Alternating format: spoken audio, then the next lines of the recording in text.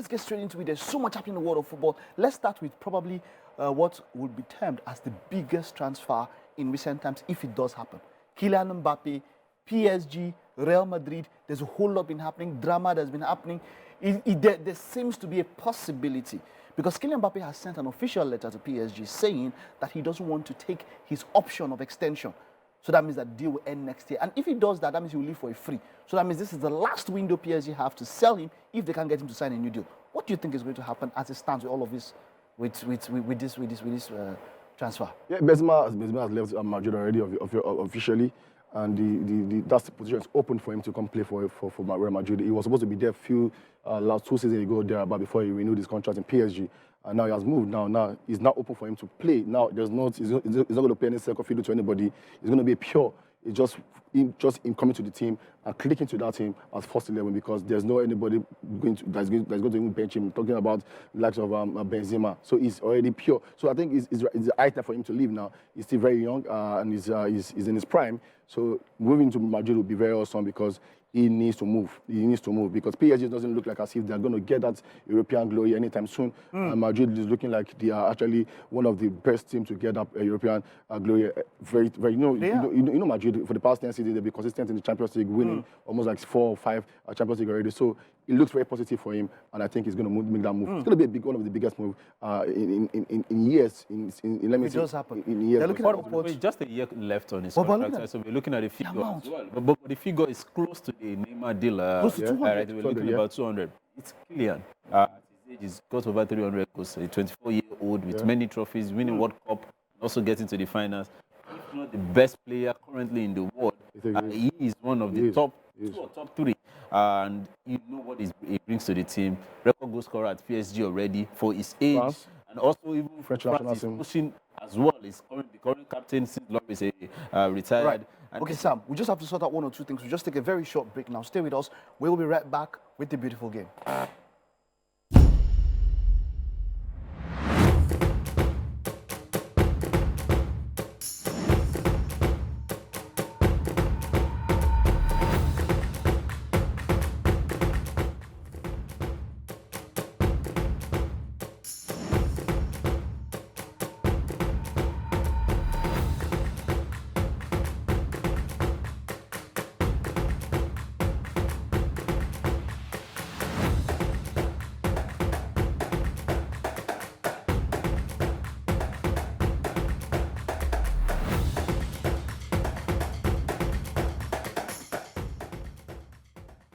All right, welcome back. Now, Sam, we were talking about the fee there, close to 200 million, and of course, with a young man as he is. Yeah, 180 million was brought the last time, and the PSG refused to accept it and said that don't let me use the word first, but they were able to compel him to sign an extension. But the young man is saying this time around, I'm not going to trigger the 1-year extension, which will be for 2024-2025 season. So his contract will be expiring June 2024. But there's also the window to sign that extension is between 1st and 30th of July. And that's why PSG said, if you're not going to sign an extension, then we'll put you on the market. Let's put you on the market. But the money is heavy. And for Kylian, it's so much worth it. So the best deal for both parties. I don't think it's heavy. I think it's Kylian, and it's fine. When the man make that move, I know it can be so outrageous, anyways. But I feel the amount is. Someone would say if Hazard could what 250. I am telling with you, 1 year left on his with contract. 1 year left on his contract, and then he went to Madrid for 4 years, and that's why I don't have any problem with Toni Kroos. But we'll get to that some other time. All right, but let's move on from that now. A confirmed transfer, Ruben Neves, who at one point was rumoured to be joining Liverpool, or who was rumoured to be sought after by Klopp, has now moved to Saudi Arabia. There's an assault on football generally from Saudi Arabia. There's a lot of conspiracy theories going on, but Ruben Neves is the latest player to be lured in to the riches of Saudi Arabia. I'm not surprised, because China made the same move back then some years ago, where they brought in a player like Ork, they brought in Oscar and all that. China did the same thing, so I'm not surprised it's happening in Saudi Arabia. And I feel Ruben Neves is 26 years old. He still has a lot of years to play top European football. He's the captain of Wolverhampton in the Premier League. I think if he has stayed maybe a season or thereabouts, he may actually make it one of the biggest move or the best move and go to a better club. But going to Saudi Arabia, I think it's too early for him He's 26 years old. I think that Saudi Arabia should be for almost retired players anyway. Okay. Because it's looking like as if they're actually picking up some top players which are in their 30s, early 30s.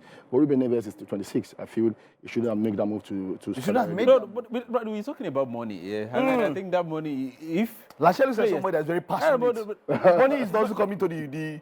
I like that because as a referee, you will not be. It's not like going to Barcelona ref that to bribe. You cannot bribe Lachelle. But you know, this is about this young man. He has stayed quite enough time at Wolves, so he needs to move. And there was an agreement in place, at least rumored, with Barcelona. But because of the financial issues with Barcelona right now, they couldn't make that move. And then the money from Saudi came and like, this guy, look at, maybe I can just go do there 1-2 years. There's still a chance of coming back to Europe. We've had players who had done that move before. Yannick Carrasco made the move to China and then they came back. So Europe, we've had players who had that. I think there was this player Barcelona also got at a point, Paulinho, who went to China and also came back to Europe. So there's that chance. Let me go make some money there. And then if there's a concrete offer in the next 1-2 seasons, then he can get back to Europe. So he has to move. A lot of players. There's even a surprising move of the Bernardo also that we're hearing. That one is also, there's a lot of talk that is moving. There's Bernardo Brozovic Silva. Also in... Bernardo Silva, that's one thing.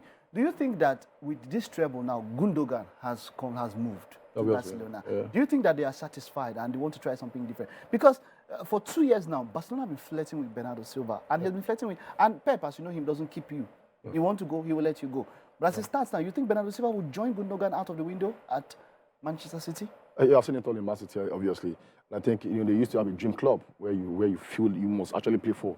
And that was about to Gundogan. He has a dream of playing in Barcelona, no matter how old he is. Yeah. And they actually clicked, and he actually made that promise to himself, and he has fulfilled that promise to go to Barcelona. So that's his own dream entirely. Same as Bernardo Silva, he has also the dream to play for Barcelona. And I feel they've both played their part in Man City, winning treble, winning a lot of trophies for the club. And I think Bernardo Silva might actually make a move. But I feel look like they are going for Bernardo Silva. There's a rumor that, and they have the money. I don't know what Saudi Arabia, they will buy who they want to buy and they will give you extra, assistance. You think he can make that move? I don't think we make that because move. Barcelona, they just showed that they are about the same. They have the same level of debt they had when Messi left. Yeah. That means that their finances have not improved at all. Their wage bill has to be cut down.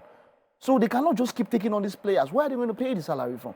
There's the Camp Nou is going on that renovation for one season. Yeah. They're not going to have Camp Nou. There's financially, there's a salary cut for some players too. So it might not make financial sense for Barcelona at this point. Yes, that's the same thing we spoke with Ruben Neves as well. Even if there's a verbal agreement as terms, would they be able to afford to put the players on? Same goes for Bernardo.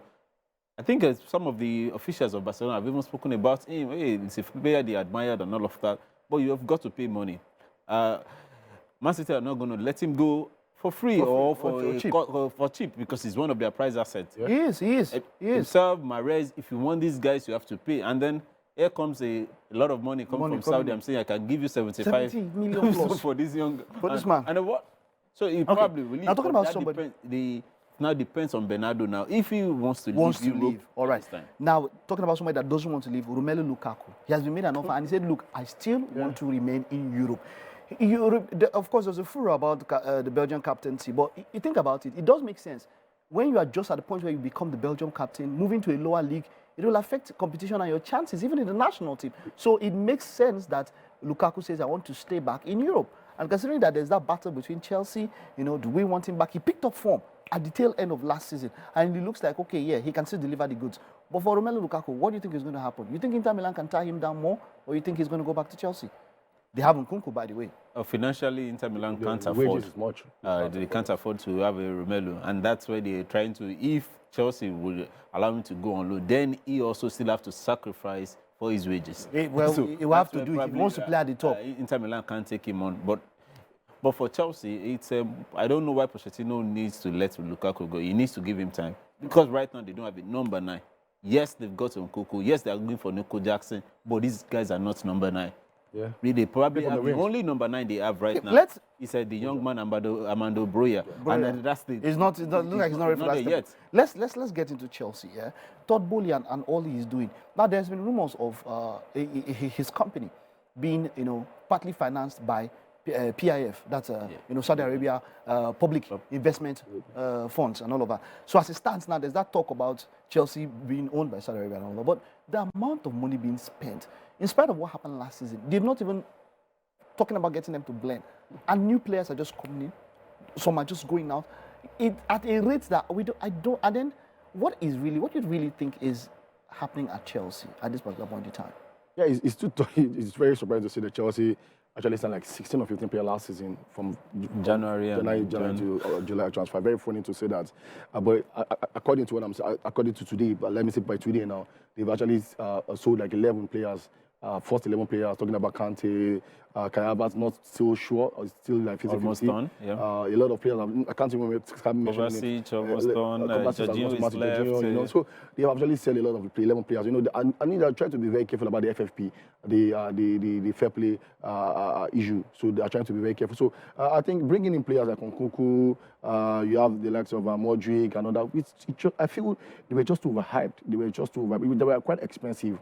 Yeah, they're very good, no doubt about it. But I feel for the category of what they play, Enzo, 105. I think they are just really average players. They're not really superb the way they actually. When I came up and mentioned that, Modric should be more than £20 million, to be honest. Modric, yeah. Even Enzo should be more than 60 or 70 pounds.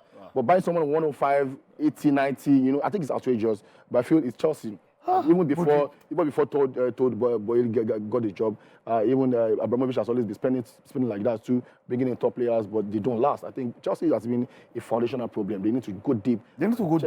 Check. When they go rub their head for water or something, they need to go. Oh no, the fans will not. Okay, all right. I'm sure the fans will be planning to call in now and just say, no, you guys are talking. They will. We'll open the phone lines very soon. Now, James Maddison, it looks like there has to be a raid on Leicester. Definitely. Leicester, I mentioned they had too much quality to be relegated.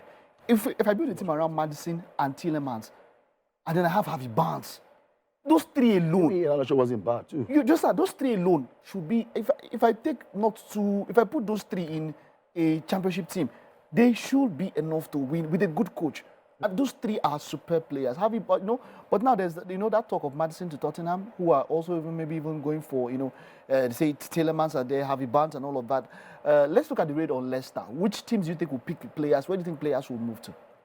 I think some people players didn't move at the right time. Your Tielemans was supposed to leave Leicester for Arsenal last season, but they moved in. They materialized. And I feel nobody's talking about him now. Nobody's even trying to I think it's Aston Villa already. Aston Villa, but there's no concrete agreement on that. I feel, they're relegated, so they will need money to do other things. So I feel Barnes, Ave, Talisman, but Maddison is sure he's going to get a deal. I'm very sure of that. A top team, probably Tottenham, United, or even one of the top teams was going to pick Maddison. Maddison shows how good he is in the past few years, in the past few seasons, and he shows how tactical he is as a midfielder. So I feel he's going to get a team. But Tielemans as a Belgian is going to be a very tough one for him. But I think he can actually play at the second tier of the league table. I'm talking about the Aston Villa, the other clubs. But in the big club. Okay, now let's mention the coach now. Brendan Rodgers, he has signed again for Celtic.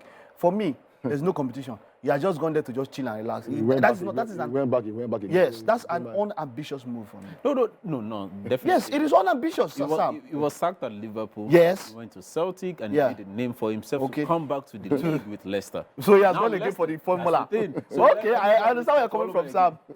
I understand where you're coming from. It's won the Scottish League, I think, like twice before he moved to Leicester. So it's a familiar terrain for him, and he's going to be competing probably against only Rangers because Celtic they're without their coach who has also moved to Tottenham. So it's a good one for him to rebuild all over again. Because I actually believe Rodgers is one of the top 6 coaches in England. In the league. All right. Let me just take a few messages that we have here on WhatsApp that are going on. Oluwatosin sent in a message. Quite an interesting take here.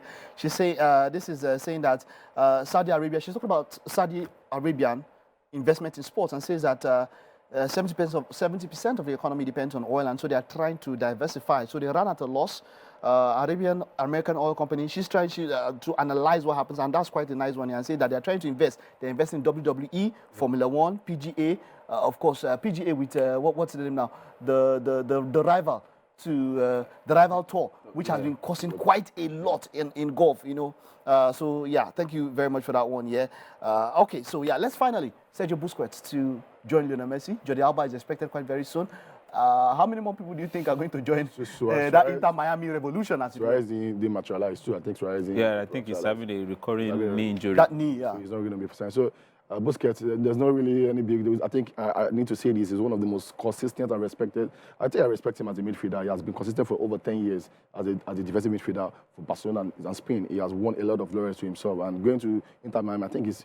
And one thing about him, he's a dedicated and very committed player. He actually left. One of the reasons why he left Barcelona was because of the wages. Yes. He had to get the pay cut, and he won the best for his legendary club, Barcelona. So he had to leave. Just for them to be able to pay salary to other players. So I feel it's great for him to go to Inter Miami. Beckham is ready to welcome them, and I feel there's nothing to offer. He's just going to go there to give them the professional tactical ability into that team. Nothing too special. All right.